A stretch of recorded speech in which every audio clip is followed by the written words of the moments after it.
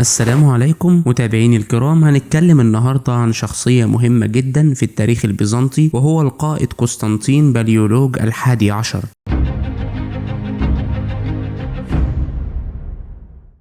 ولد في الثامن من فبراير عام 1404، وكان آخر إمبراطور بيزنطي حكم من عام 1449 ميلادية حتى وفاته عام 1453 ميلادية. في عهده سقطت القسطنطينية على أيدي المسلمين العثمانيين. ولد قسطنطين الحادي عشر بمدينة القسطنطينية، وكان الابن الثامن من 10 أطفال للإمبراطور مانويل الثاني. قضى طفولته في القسطنطينية في كنف والده الإمبراطور، وفي أكتوبر عام 1443 تولى قسطنطين حكم المورا أثناء إقامته بقلعة مسترا الحصينة، اللي عمل على ترميمها وتقوية تحصيناتها ودفاعاتها. وفي صيف عام 1444 ميلادية هاجم قسطنطين دوقية أثينا اللاتينية، واستولى على سيبس وأثينا، وأجبر دوقها الفلورنسي نيريو على دفع الجزية. في الوقت ده بقى وضع العثمانيين حدا لتوسع إمارة المورا. ففي خريف عام 1446 ميلادية هاجم العثمانيون المورا ب50,000 جندي، وركزوا مدفعيتهم